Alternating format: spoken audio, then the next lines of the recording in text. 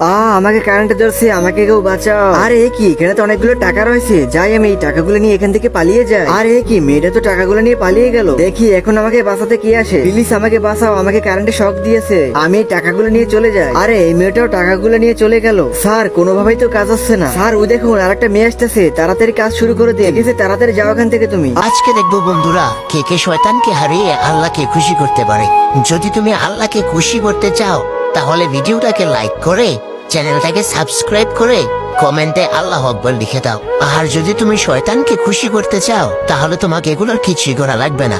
আমাকে শর্ট করছে, কেউ আমাকে বাঁচাও। আরে আমি এখন কি করি, আমার তো এই লোকটাকে বাঁচাতেই হবে। তুমি আমাকে এত বড় বিপদের হাত থেকে বাঁচালে, তোমাকে অনেক ধন্যবাদ। স্যার এই নেন আপনার টাকা। ঠিক আছে আমি এখন যাই, আমার কলেজে যেতে হবে। মেয়েটাকে আমার অনেক ভালো লেগেছে। মেয়েটা মনে হয় এই কলেজেই আছে। হ্যাঁ ওই তো মেয়েটা ওখানে বসে লিখতে আছে। কাউসার তাড়াতাড়ি আমাকে আন্টিটা দাও, আমি এখনই গিয়ে ওকে প্রপোজ করব। তোমরা সরো এখান থেকে। তোমার সেদিনকে কাজটা দেখে আমি অনেক খুশি হয়েছি, সেই জন্য আমি তোমাকে বিয়ে করতে চাই। আমি আমার বাবাকে অনেকগুলো ছবি দেখিয়েছি, কিন্তু আমার বাবা তোমাকেই পছন্দ করছে, সেই জন্য আমি তোমাকেই বিয়ে করতে চাই। কারণ তুমি যে কাজটা করছো সেটা আমার বাবার কাছেও ভালো লাগছে। আর এই না, ওই টাকাগুলো তুমি রেখে দাও, তোমার কাজে আসবে। আমরা কি দেখতে সুন্দর কম, আমাদেরকে প্রপোজ করলো না কেন?